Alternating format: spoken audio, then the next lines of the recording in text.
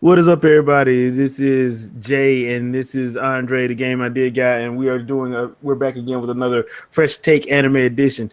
This one's going to be a little bit longer than normal. We're going to be doing two animes tonight. First, we're going to do our recap of Dragon Ball Super episode number 98, and then we're going to give you our thoughts on the Castlvania anime available on Netflix season 1. So, 4 episodes of pure beauty. Pure beauty. Pure beauty. Yeah, we're gonna get into that one later. Dragon Ball first though. Because Dragon Ball is a little bit quicker to do. Yeah, it's gonna be way quicker because this is ridiculous. Goku is surrounded. Like last week, we left off with Goku being surrounded by some of the Universe 9 members, and apparently their plan was to get him off. Yep. Apparently, some of the universes are like, you know what? Our plan is basically get Goku off, which has proven to be unsuccessful so far. Yeah, which has really proven to be a problem. So he's surrounded, and of course, Goku's loving this. Goku is loving this. Now, while all these other battles are going on, Vegeta looks over and sees Goku having a little bit of a struggle. So, of course, Goku. Now, we all know that Vegeta and Goku would never team up. But not in the normal circumstances. Not in the normal circumstances, but this is a little bit different. And Vegeta's like, I can't afford to have him gone because this fool messing around, getting knocked out, we screwed.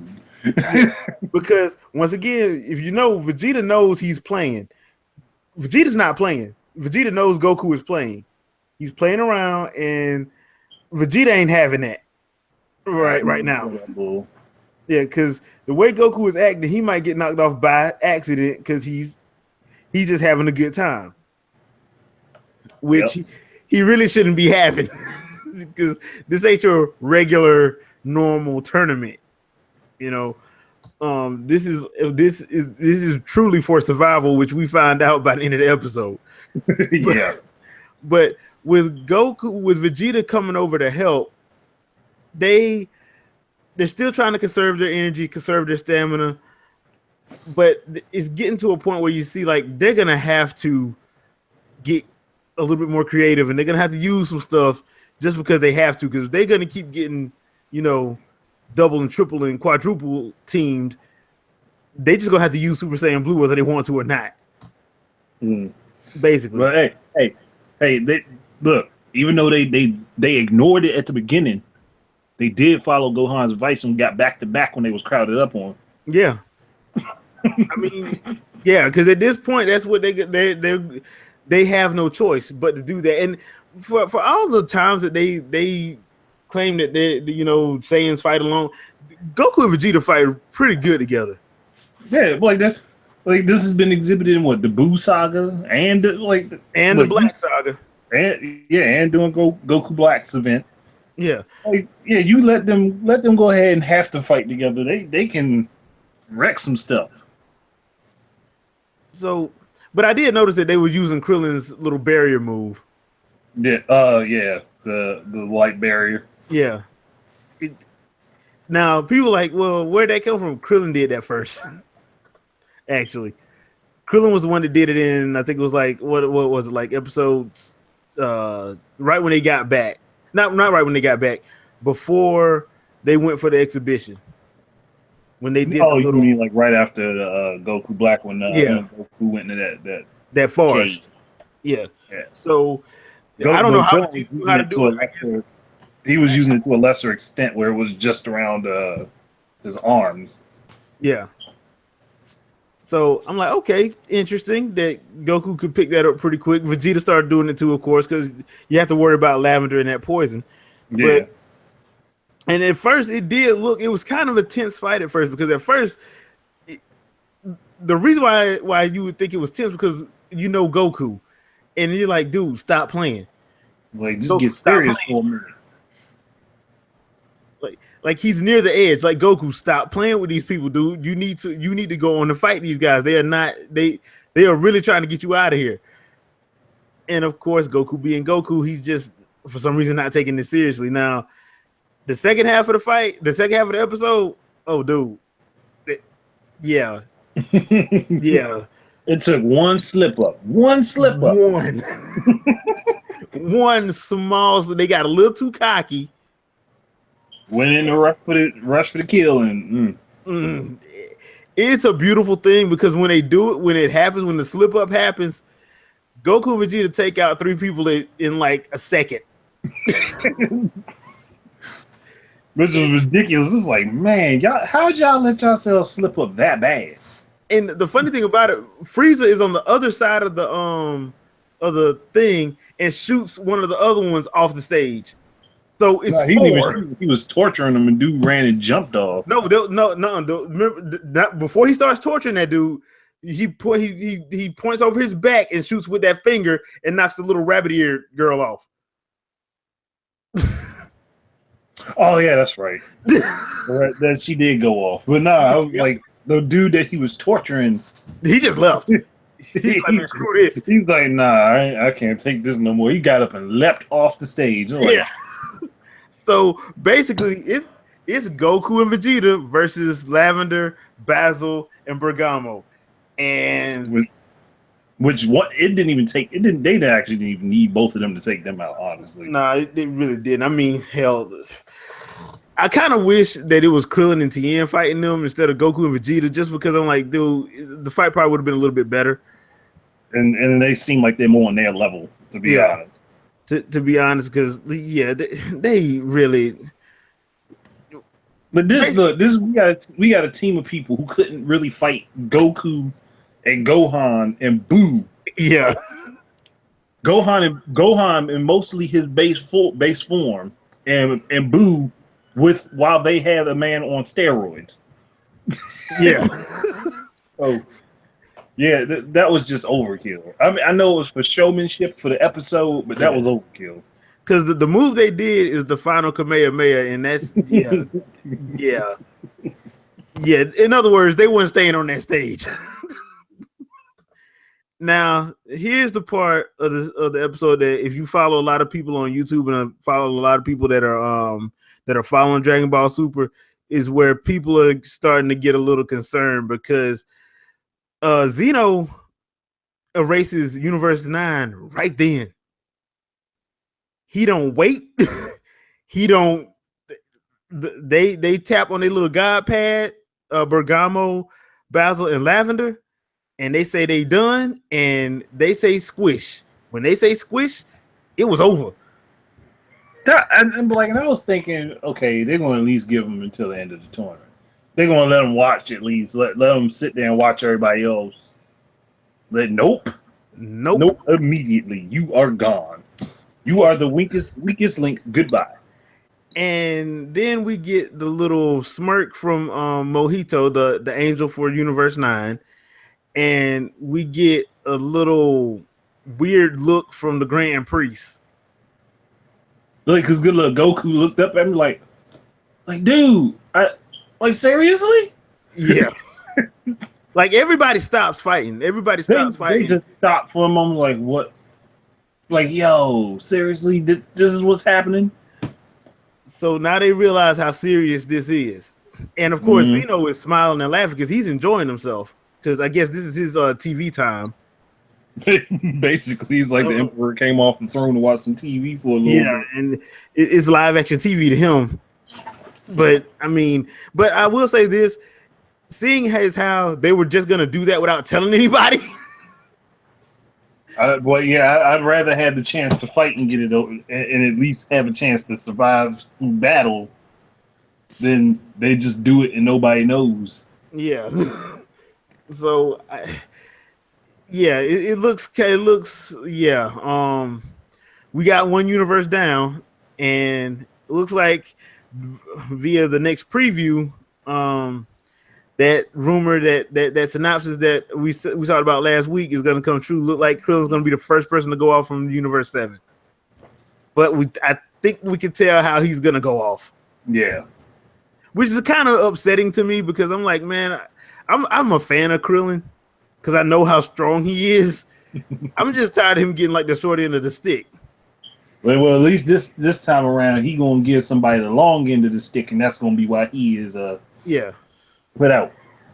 put out. So I mean, I'm guessing what they're gonna wind up doing, because at first I thought they weren't gonna knock off anybody from Universe 7, but I'm guessing what they're gonna do now is probably knock off Krillin, Tien, and Master Roshi. Probably Frieza gets knocked off. Probably. No, And I still have a funny feeling that Frieza's gonna go off saving Goku somehow. yeah, It would be so weird and ironic, but I think that's what's gonna happen. because I think what's going to happen is it's going to probably be Goku and Gohan going to be the last two from Universe 7 standing. I think Piccolo's going to get knocked off saving Gohan like normal. And and I think it's going to wind up being Goku and Gohan. It's probably going to be Jiren and Toppa. Goku Gohan versus Jiren and Toppa. That's what I think it's going to come down to. That's my new prediction. You know, so I'm thinking I'm with you. I'm thinking the final four for Universe 7 is Goku, Gohan, Vegeta, and Piccolo. yeah. Because Piccolo still hadn't done nothing yet, and we know he's way stronger than Roshi, Tien, and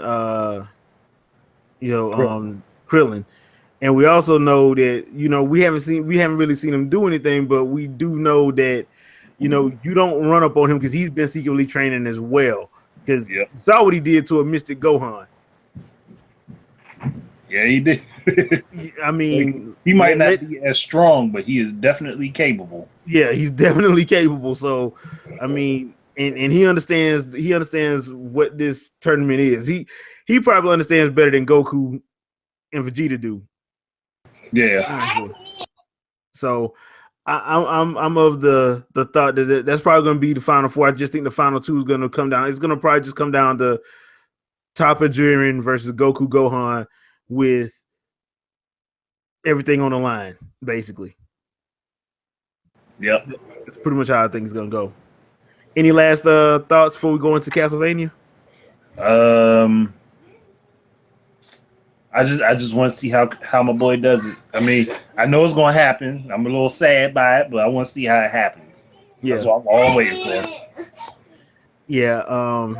I kind of hate that they do these synopsis things like 2 or 3 episodes ahead of time, because it kind of like, dude, don't do.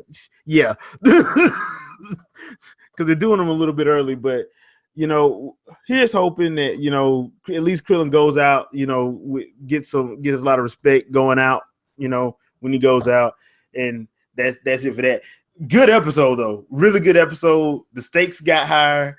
There was some good tension in the episode, mostly coming from Goku because you don't know if he's still playing or not. But hey, I'm amped up. Looking forward to next week. So, Castlvania. The first 4 episodes in season 1. Well, season 1 is 4 episodes. Let me stop that. Season 1 was released on Friday, July 7th. 23 minutes of pop, 4 episodes available on Netflix. And this is from Addie Shanker. You can see the trailer on YouTube. I don't know why they only did 1 trailer. I wish they would have did 2, but they only did 1.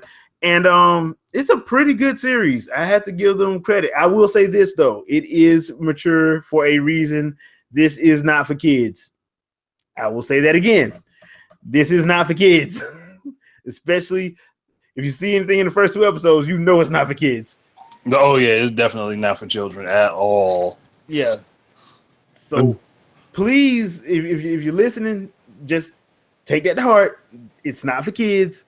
Do not put this on with your children over your shoulder. Yeah, you're gonna have to deal with a lot of late nights if that's the case. Yes, you will. That being said, well, actually, Andre, I'm gonna ask you a couple of questions. Seeing as we watched the whole season, do you think Dracula is justified in what? Oh, hell yeah. Oh, and by the way, this is going to be spoiler filled, by the way. Oh, my gosh, man. What they did. Yeah. Okay, so... I did not get mad at Dracula one bit for being as pissed off as he was. I did not. Because, so for those of you that don't know, if you're still here, like I said, this is going to be spoiler filled. the beginning of the first episode starts off with a woman going to Vlad's castle because she wants to get knowledge so she can help people and heal people. Now Dracula comes in and like, you do realize I can kill you. And she still talks mad trash to him. Like, she ain't scared. Like, basically telling him, you gonna teach me how to save some people, and you're gonna teach me how to be a better doctor and a better scientist. And from that, Dracula fall in love, which is weird. I know it's odd because the whole time you're watching, you're like, he finna bite her. He finna bite her. He's so finna bite her. He's really gonna bite her. He don't bite her. He just like, I like you. Like, you are a sprightly, you are a feisty woman. I like you.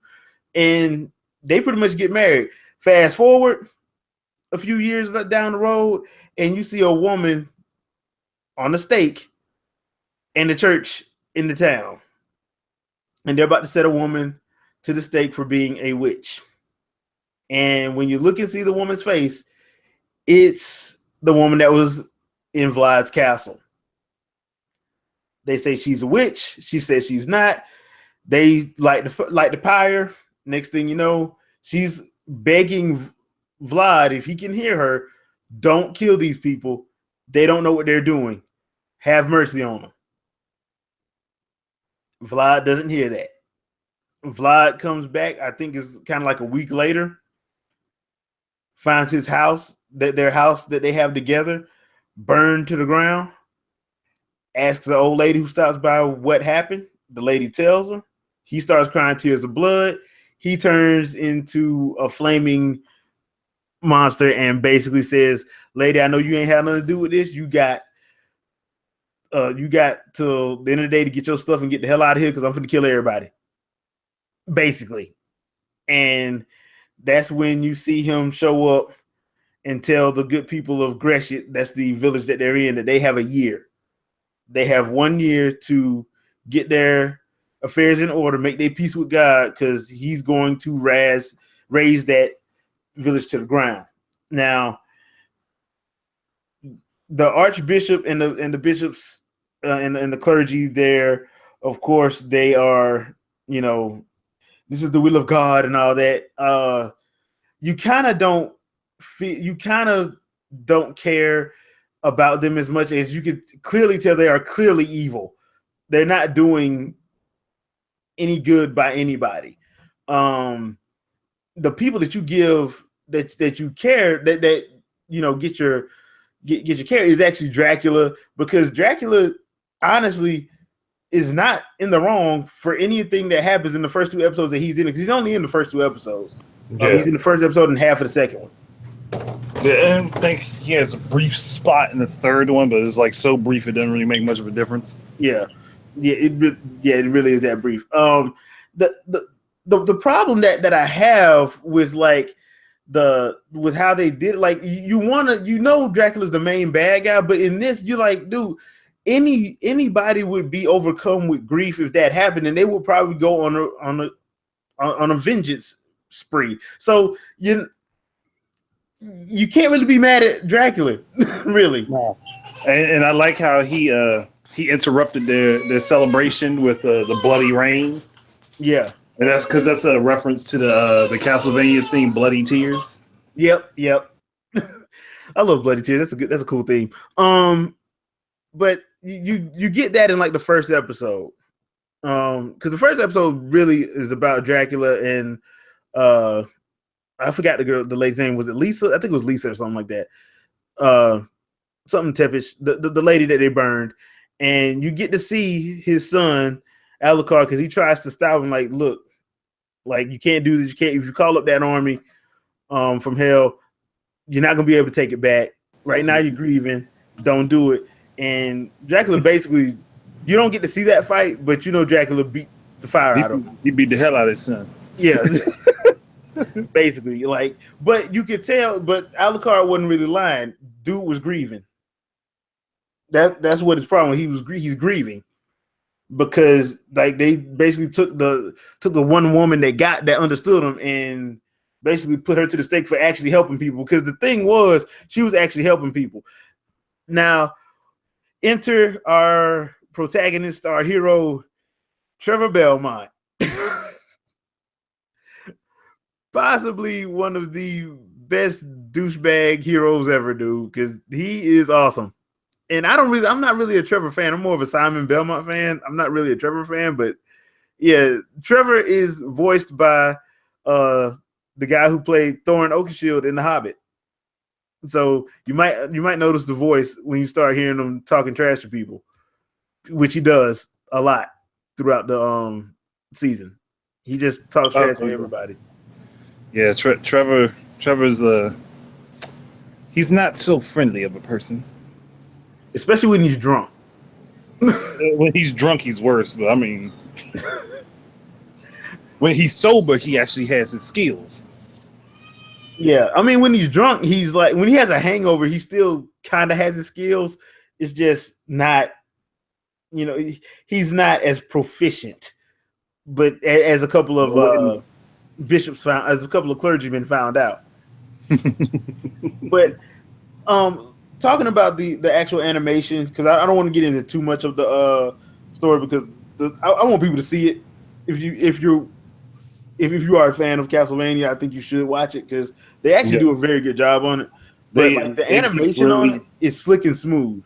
It's slick, it's smooth. They keep as faithful to the original series as possible. Yeah, there are a few tweaks. Because let's be with any adaptation, there are going to be tweaks to it, because this is based off of a video game, not off of an actual, not off of an actual like a story or something, not an actual like book or something like that. So there are going to be tweaks to the adaptation that they're doing, and I thought the tweaks that they made worked. As far as like us getting to see, we don't know. We know that the Belmont clan was excommunicated. We don't know they don't go into detail about how that happened. I know I saw, I was reading online somewhere where somebody had an issue with that because they didn't play the game. So the reviewer thought that they probably should have spent a little time going into that.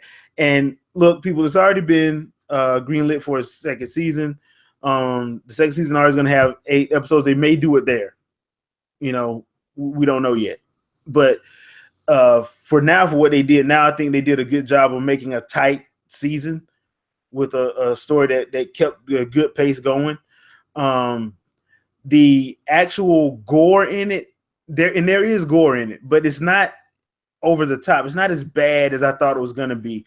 I was scared that they were going to try to be like, we need to be more gory and more adult and just like rip everything open, and they didn't do that. I thought it was just enough to let you know that the world was dangerous, but not over the top where it's just like Quentin Tarantino levels of gore. Yeah, they definitely didn't like oversell it. They took a lot of consideration in what they did. Yeah, and honestly, you don't see Dracula like bite anybody, which he does not do at all. Yeah. But you do see him throw some Dragon Ball Z type moves at some people. Oh, I mean, when he brought hell down upon everybody, he made sure he brought it hard. Yeah, yeah. It was a couple of Dragon Ball Z moments in there where I was just laughing. But another thing though that I did like, but I think some people are probably gonna have a little bit of an issue with, and I did mention this in my review on my blog. They don't show that many actual creatures from the game, and I think that's going to be in season 2 as well. They only show like one main one, which is Cyclops. Yeah, that's pretty much it. The rest of them are just like hellhounds and regular fodder demons that are attacking that village. So you don't really get to see like a lot of the different enemies that you would see in the game in this season, because even though you do see the castle at the end of is it at the end of the first episode or midway through the first episode? Anyway, somewhere in the first episode, they show the castle. You see, and this is the version of the castle that I think most people know, and that's the Symphony of the Night version of the castle. Yeah, yeah. So that you get to see it, but they don't go into it yet. So No, and you also get to see it toward the end briefly. Toward the end of the season, you see it briefly before they close it off. yeah, and they do bring in Cypher, I like Cypher. Look, man. She's got a quick wit, Yeah, she has and an attitude, and she will light you up. literally, yeah, literally, the magic is off the chain. Now, I like the back and forth between her and Trevor. I thought that the banter between the two of them was actually on point. yeah. And worked to like it worked to help to like kind of, because some of the comedy actually comes from that, so it actually helped to like lighten the mood a little bit in some of the heavier scenes that they have, because there are a couple of heavy scenes in here where that involves the church, because let's be honest, the bishop is insane. That dude he's basically certifiable. He's trying to become a legend. Yeah, by pissing off the one man you probably shouldn't piss off. Like, even Trevor was like, man, like who? He found out, he was like, man, nobody should have done that. Nobody. But the church had got rid of the Belmonts, and they couldn't tell him, hey, this ain't a good idea. Well, and the funny thing about it was he knew that was Dracula's wife. See, at the first couple of episodes, they make you think that they probably didn't know, because they just kept saying she was a witch, she was a witch, she was a witch. Yeah. By that third episode, it's very clear that dude knew exactly what he was doing. He knew exactly what he was doing and who she was. Yeah, so my thing was, I'm like, oh, dude, then double extra, you deserve to die. And all these people in this village deserve to die with you. Well, you set everybody up for failure. Yeah, I'm like, and nobody stood to the woman's defense except for like the old lady said she just couldn't go. She was like, I wasn't going to go be a part of it. The old lady that met Dracula. I mean, it's because at the time she was an older woman, and she knew she couldn't really do anything to physically fight them dudes off. Yeah. So it's one of them situations where you're like, okay, it's kind of like they took the inspiration from like the Salem witch trials or whatever, where like basically the church came in and basically said you was a witch. If they wanted to get rid of you, so all somebody had to say was she's a witch, and they went and did it. Yep. Like if you heal somebody's whooping cough or something like that, or you like use some herbs to like heal somebody, like, and they started getting better, and the church's prayers didn't do nothing, they were gonna call you a witch and pretty much put you to the stake. That kind of mess. Yep, so that's exactly what that was. Because that's basically what it was implied that she was doing. She was a doctor, and she was actually helping people, and they were getting better, and the church didn't like that. Well, couldn't find out the archbishop wanted to be the bishop, so he figures, I kill this chick, Dracula unleashes his demon horde, I'll be the only one left because God loves me so much, and then I will be the church, which is why what happens to him is so beautiful. You want to handle that? Oh, it's just perfect. It's perfect irony, and what happens with him, because he is so deeply steeped in his beliefs that he completely missed the forest for the trees. He just, I'm not even going to say what happened to him, but when you see it, it's so satisfactory. Episode 4, the beginning of episode 4. Trust me, it's like one of the most satisfying things about these few episodes. Yeah, it doesn't disappoint. It just doesn't disappoint. Once you get past the first episode, you want him to die. Yeah, you literally want him to. You're wondering like, well, how is this guy still alive? Then you see what happens, and it's like, okay, I'm fine with this. And what is said to him, and when he realizes, oh crap, I messed up. Yeah, bro, it's too late. And it ends with a kiss. It all ends with a kiss. Yep. That's all I'm putting out there. Yeah, but yeah, that was satisfying. And another thing that was actually satisfying, that it's kind of weird because of how it happens, but it's still a satisfying fight. Alucard versus Trevor. Yeah, this is stuff. That fight is something made of I guess you could say softcore porn. Yeah. The reason why, because okay, you seen him in the trailer. That's Alucard getting out of the coffin in the trailer, and basically they have their fight now. Alucard doesn't have a shirt on, and The whole time. the whole time the shirt and the trench coat is in the coffin. Not once does he go back to the coffin to put the shirt and the trench coat on. He fight with just no shirt on and his pants. And like the funny thing about it is the way he's doing his fencing move. It it looks weird. And of course, Trevor being the awesome hero that he is just not making this situation any better with his one-liners and his little quips. He had to run his mouth the whole time. Yeah. This is like he's the Spider-Man of the Belmont family. Basically. Because that's pretty much what he did the whole time. So, but the fight in and of itself, though, beautifully animated. The action looked good. You can see everything that's going on, which, once again, I love that. And you can see how good Trevor is with that whip. Yep. Not just the whip, also with that short sword he likes to carry around with himself. Yeah, like he's basically, you couldn't understand he's not carrying this for show, and when he's sober, you really don't want to tangle with this man when he's sober. Nah.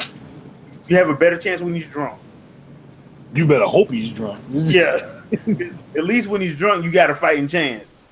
If he ain't drunk, you ain't got no chance. Basically. Because he's fighting a full-on, because Alucard is a vampire. And Alucard is catching it. So, and it's kind of weird because when the fight starts, it's basically Alucard is basically testing him, but Trevor is taking him taking it to him. Like Alucard was not expecting him to be that good. Nah, he wasn't. I mean, I think Alucard is still a better fighter than him overall, but yeah, he wasn't expecting what Trevor was ready to give. He just was not expecting it at all. Which is completely understandable. It's understandable because when you see Trevor throughout the entire season, you're like, this dude is like, he is not reliable, but yeah, he's still hungover. Yeah, he's hungover for most of his time on screen. Yeah, I like the third episode. I'd say probably halfway through the third episode and the fourth episode, he's sober. Yeah. Just so you know. He is definitely hungover for a good portion of the time you are following him. Yeah. And it pretty much ends with Sypha, Alucard, and Trevor teaming up to go take down Dracula because they have to stop him because if they don't, that's the only way to stop the hordes, the hordes, the Hell Army from taking over, from killing the whole countryside. And then going on to wipe out the rest of the planet. Yeah, so that's where that season ends. Now, like I said before, it did get greenlit. Like it got greenlit Friday. Season 2 got officially greenlit Friday. It got greenlit right after it got released. Supposedly it had so many views right after it got released that they just went on. Netflix went on and greenlit it. So like this is how you know Castlvania is a strong brand and Konami didn't treat it right. Yeah, heck yeah. And on top of that, it's getting 8 episodes, so it's not gonna feel as short. It's gonna be as long as like I think Stranger Things was 8 episodes. Yeah, its first season. So this is gonna get a longer season. So I'm guessing like this was just a test just to see if people were gonna watch it. Mm-hmm. And this was the pilot, basically. Yeah. And like I said, it's a very well done adaptation, especially if you played like some of the earlier games in the series. Yeah. Now, of course, we don't have Simon yet. I'm hoping that like once they get through this, like if they get greenlit to do a season 3, that they can focus on Simon. Yeah, that's what I'm thinking. That's why this season was short. They did the first 4 episodes as a test. And then they're going to have the next 8 to finish the journey out till Trevor and company beat Dracula. And then when they move on to season 3, it might get a full 12 episodes. Yeah. Well, because there is, because me and you were talking yesterday, there is another person they have to pick up, and that's probably going to be in the first couple episodes of season 2. Yeah, he's going to be a pickup along the way. Yeah. So I'm thinking that's how that's going to happen. Like I said, if you follow the series, they did make some tweaks to it. Nothing too crazy, I guess you could say, but to me they work. My only problem that I really kind of had with it was a couple of things that they're probably going to bring up in season 2. So they're kind of like nitpicks, but I still think it's a strong season, even though it's short, because that's the only real downside to it. It's only that's the biggest downside to this. It's so short. Yeah, and they're only 23 minutes. Normally, when they have something this short, it's usually a little bit longer. But it's a regular anime episode. A normal episode of anime ranges between 23 and 25 minutes, depending. Yep. And this is just a normal anime episode, so it's 23. So, like I said, I like it. If you are a Castlvania fan, if you played the games like when they first came out on NES, Super NES, PlayStation, and some of the Game Boy games, you probably will enjoy this because you'll understand the world, you'll understand what who the players are and things of that nature in the actual series. And like I said, it's actually a very good, very quick season to get through. It's not hard. It's not hard to binge that at all. No, it isn't. You would think it. Watching it though, it feels longer than what it is. Yeah, they did a good job with the pacing of the episodes too. Like nothing drags. You don't feel like anything drags during it. Everything feels like I said, the reason why I like having the shorter season episode wise is because we don't get filler. We get a tighter story. We can go get the actual what we need for the story and not filler. So if they can do that, fine. Because I think a good base is like either 8 to 12 episodes. That's it. And a lot of them don't even need to be 12 episodes. They probably get away with it in 8 or 9 or 8 or 10. Because once you start getting like above 10, people start wanting to put in filler episodes and stuff like that, and I don't be caring for all that. I mean, filler isn't bad if it's short filler and it's in between stuff going on, but it can't be a full episode of it. Thank you. A lot of times it's a full episode. Like during the third episode when we saw Trevor creeping into the town through the poop pipe. That was good enough filler right there. Yeah. That was hilarious too, by the way. Yeah, it was. Like, man, the stuff Trevor has to do, boy, I tell you.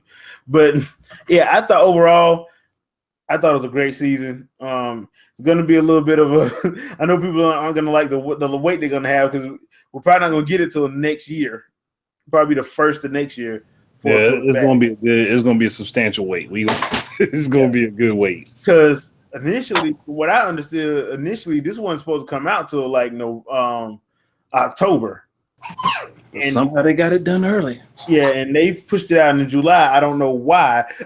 I'm thinking I have an idea why. It's probably because they didn't want to go up against Stranger Things. Because Stranger Things season 2 is coming out on Halloween, and that's probably when they probably wanted to initially come out.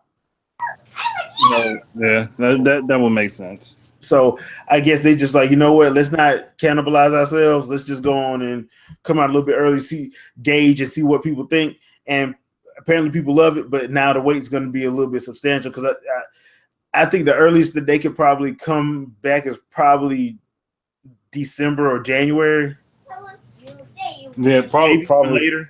I was thinking maybe late November at the earliest, but yeah. Yeah. That's if that.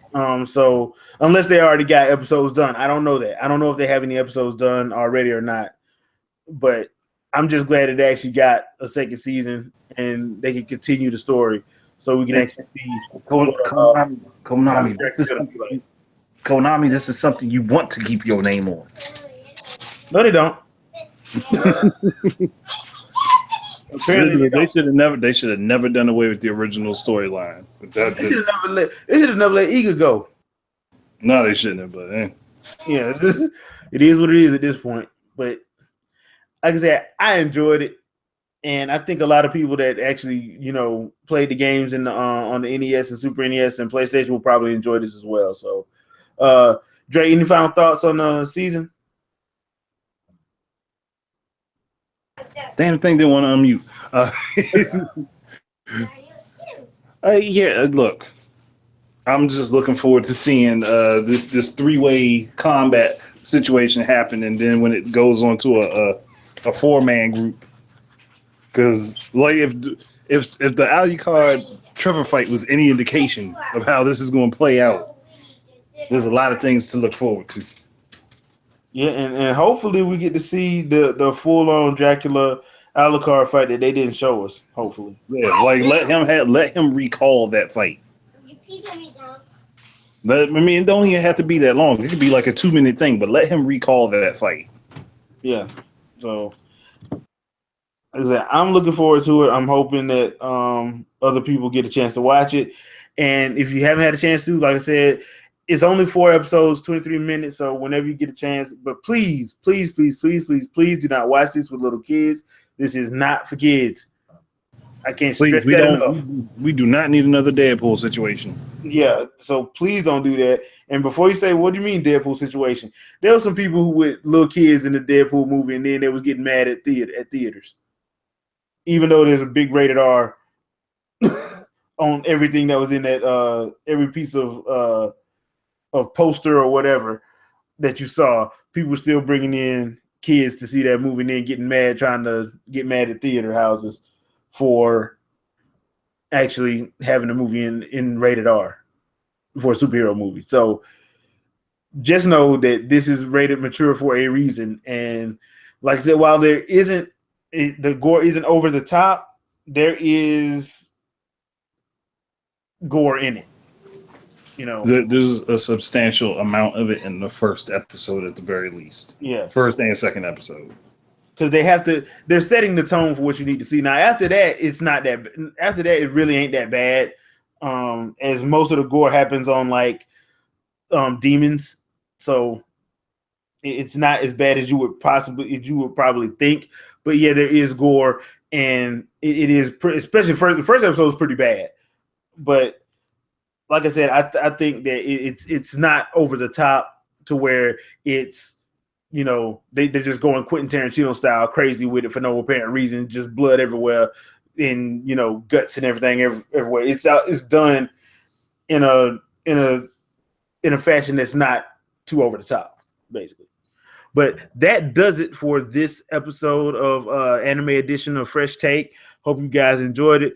Sorry we did a double tonight, but you guys understand. Dre, anything you want to pimp out? Not much. I just got videos I'm planning on having posting throughout the week, and that'll be it. All right. So come on over to the channel and watch them. And if you haven't had a chance to, I put up a new gameplay vid of a game that's available on the Switch and on Steam. It's called Implosion, Never Lose Hope. If you're a fan of hack and slash games, you might want to give it a shot. It's pretty fun. It's actually also on Android because I have it on my phone. Okay. Yeah, I was on that. So, and if you're gonna play it on Android, get a Bluetooth controller. Play it that way. Yeah, because I'm playing it on the Switch. So, I do have the gameplay of the first 2 missions up just to give people an idea of what it looks like. So, I think it's actually a pretty fun game if you are into the hack and slash genre. It's pretty fun. So, check it out, and I will see you guys on the next vid. Peace out, peeps. Peace.